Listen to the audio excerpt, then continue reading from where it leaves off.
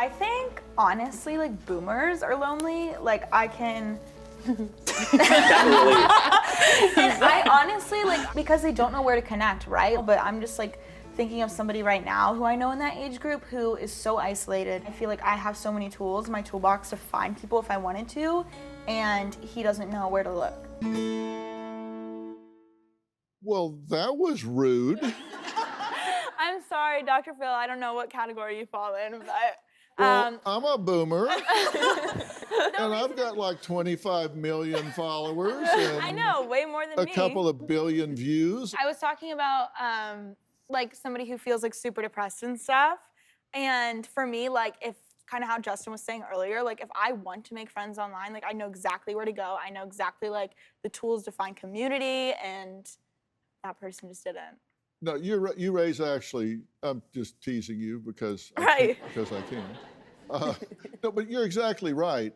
The older generations aren't nearly as agile on the internet and knowing different platforms to go to make connections with even support groups. The most vulnerable groups to loneliness are immigrants, LGBTQ, and the millennials in general are the highest group, even more than elders. Yeah, I'll chime in. One, I'm gay, clearly, because we've said that a lot. But I'm not actually going to speak for the LGBTQ plus community because I don't think I can speak for an entire community. I would never do that. The group that I feel is predisposed personally is folks who self-identify as people pleasers.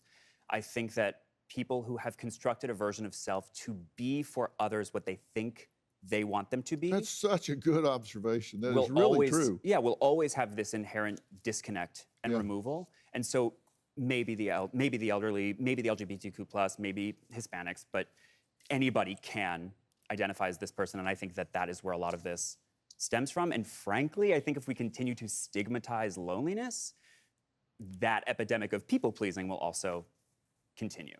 The word lonely is there's so much shame associated with it, and I think that's something we need to talk about because no one wants to say, I'm lonely, I think that we need to destigmatize the word itself because I just think it means being yourself, and sometimes that means... Yeah, I mean, sometimes people think that means there's something wrong with them, that nobody wants to be with them. You had a comment? Yes, ma'am? How does someone turn the experience of being alone into something that is not the desperation or depression of loneliness?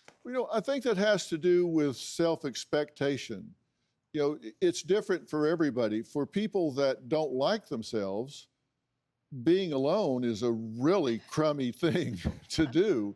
If you're your own best friend, then it can really be a great opportunity to explore yourself, to do some things you've been wanting to do. But some people are really uncomfortable being by themselves. Yes, ma'am? During the pandemic, I was around my family, isolated with them, but I wasn't good with myself inside. So being alone in that aspect where I was always socializing, I was always going out to bars and partying, I no longer had that outlet to distract me from myself. And then I was sitting with myself. And like you just said, if you don't like yourself and you have nothing but time to spend with yourself, it's a horrible experience. And there's nothing wrong with wanting and needing other people. We are social animals. Yeah, I mean, that's a good thing. I'm a very sociable person. So it's not getting that fix sometimes. I'm like, oh, we're feeling like not that great right now. Yeah, you're not broken if you feel a need for other people.